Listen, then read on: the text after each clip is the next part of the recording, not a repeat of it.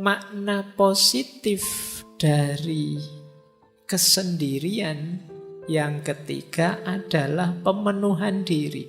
Teman-teman punya cita-cita apapun, keinginan apapun untuk diwujudkan, mau tidak mau satu-satunya jalan harus siap sendirian. Siap mengambil momen untuk sendiri mewujudkan keinginan itu. Ada banyak norma moral maupun norma agama yang mengarahkan kita untuk sendiri dan menganggap kesendirian itu adalah keutamaan. Nanti yang agama saya bicarakan di belakang. Saya ambil contoh misalnya Mahatma Gandhi. Orang itu bisa membuktikan dirinya khususnya dalam kesendirian. Kata Gandhi, adalah mudah untuk tegak dalam kerumunan, namun memerlukan keberanian untuk tegak sendirian. Orang itu kalau temannya banyak, terus petentang-petenteng, itu gampang, koncone oke. Ya kalau sendirian baru dia disebut pemberani. Ayo kamu sendirian petentang-petenteng kalau berani misalnya. Itu sederhananya begitu maunya Gandhi. Orang itu bisa tegak sendirian baru dia hebat. Kalau sekedar tegak bareng temannya ya belum. Kalau pas nongkrong bareng temannya banyak terus ada yang lewat sweet berani. Tapi ketemu satu-satu gitu biasanya kamu grogi. Jadi orang itu terbukti kehebatannya ketika dia sendirian. Kalau kamu bareng orang banyak, lewat kuburan, santai saja. Mungkin kamu sampai, ayo kalau ada hantu keluarlah ngono. Tapi begitu sendirian, wah, ono angin sidik, wah, melayu mesti banter. Terbukti keberanianmu saat sendirian. Kebaikan juga begitu. Kalau kamu sendirian masih juga baik, berarti kamu memang orang baik. Tapi kalau kamu baiknya hanya pas ada orang banyak, ya kamu sebenarnya hanya pencitraan. Jadi mudah untuk mengklaim bahwa kamu hebat ketika dalam kerumunan. Untuk membuktikan kamu hebat beneran ya saat sendirian. Jadi ini salah satu quotes untuk menegaskan betapa sendirian itu sebenarnya bermakna pembuktian. Kamu hebat beneran apa enggak? Kamu jago beneran apa enggak? Makanya kata Lao Tse, orang biasa itu membenci kesendirian. Namun seorang master, dia bisa memanfaatkan kesendirian, dia memeluk kesendirian sambil menyadari bahwa dia adalah satu dengan seluruh semesta. Jadi kesendirian bermakna pembuktian diri. Saatnya kalian tampil, ya sendiri. Kalau saatnya kalian tampil kok banyak orang, kamu tidak akan terlihat. Eksis itu dirimu sendiri. Semakin banyak orang yang menopangmu, ya kamu dianggap belum terlalu eksis. Untuk menegaskan bahwa kamu eksis, ya ketika kamu sendiri pun ternyata bisa tegak. Jadi jalan keutamaan lewat aspek sendirian ini membuktikan bahwa kita ini memang benar-benar mampu, benar-benar bisa. Jadi secara positif kesendirian bisa bermakna pembuktian. Lanjut. Secara positif juga kesendirian bisa bermakna kebebasan.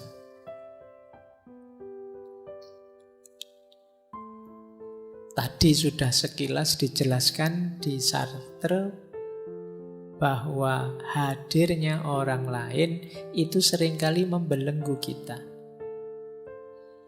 Di sini ditambahi oleh Arthur Schopenhauer yang sering kita kutip, filosof eksistensialis. Kata Arthur, seseorang bisa menjadi dirinya sendiri hanya selama dia sendirian. Dan jika dia tidak menyukai kesendirian, dia tidak akan menyukai kebebasan. Karena hanya ketika dia sendirian, dia benar-benar bebas.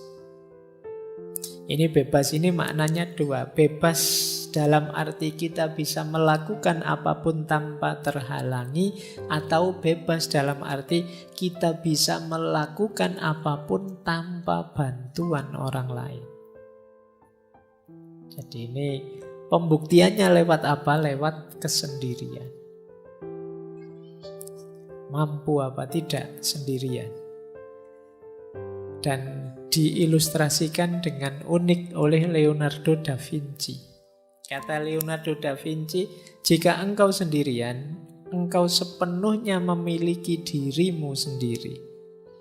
Jika engkau ditemani oleh satu pendamping, engkau hanya memiliki sebagian dari dirimu sendiri, bahkan kurang, sebanding dengan kesembronoan perilakunya.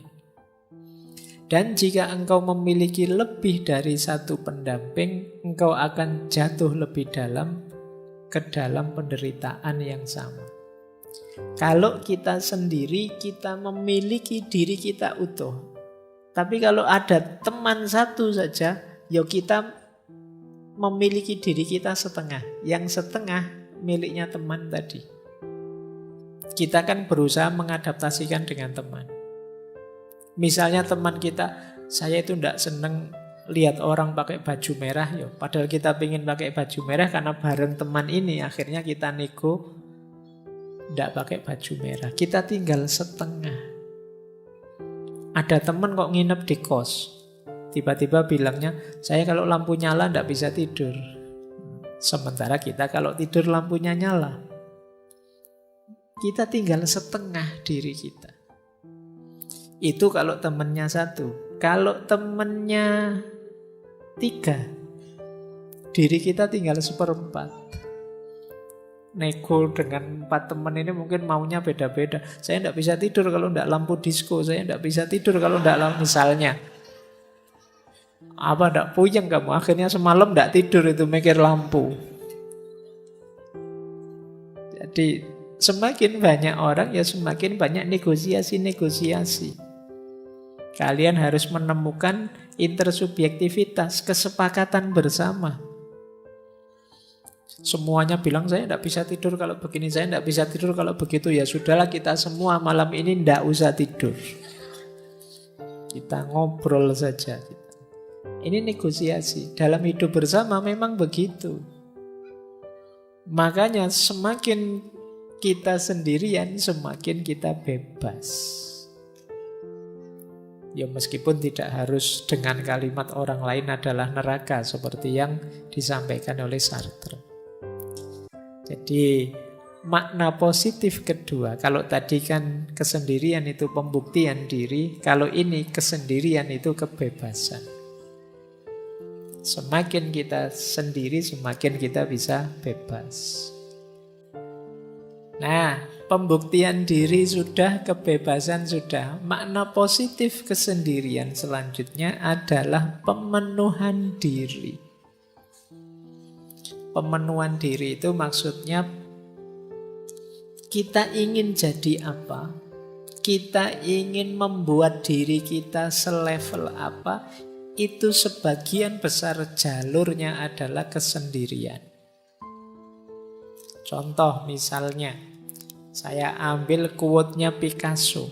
Kata Picasso, pelukis aliran kubisme yang terkenal sekali, tanpa kesendirian yang luar biasa, tidak ada pekerjaan serius yang mungkin dilakukan. Kalau kalian garap skripsi kan sendirian. Kalau pas temenmu banyak di kamar, ndak jadi garap skripsi. Ngobrol mesti. Saya enggak sendirian, juga enggak banyak teman, Pak. Berdua, Pak. Kalau berdua enggak jadi skripsi. Mungkin jadi yang lain.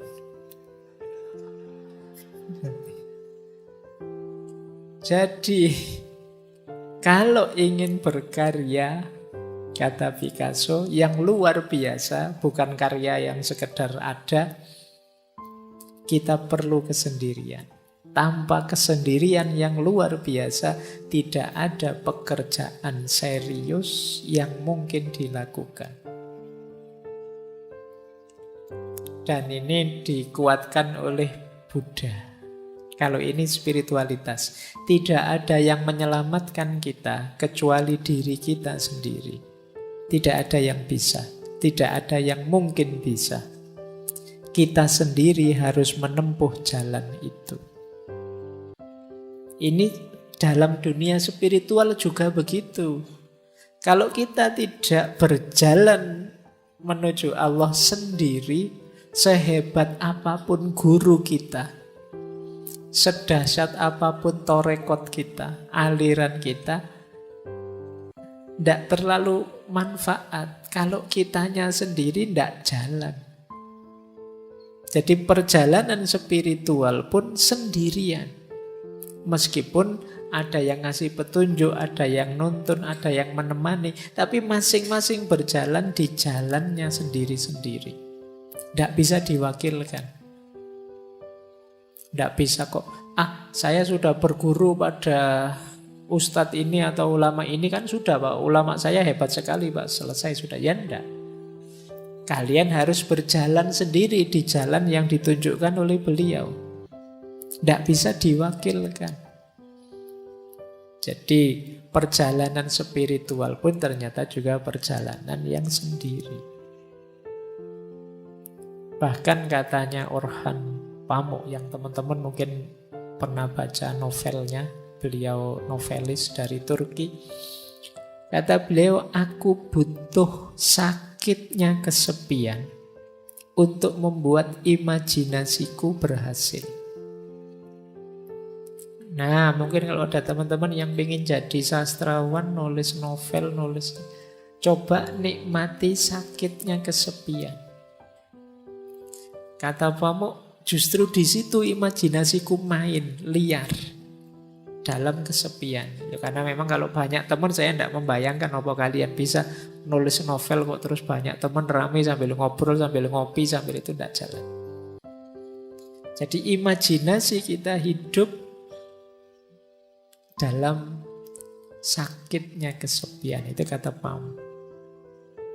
Bahkan kata Goethe, dulu pernah kita bahas beliau, jiwa yang melihat keindahan terkadang secara otomatis berjalan sendirian.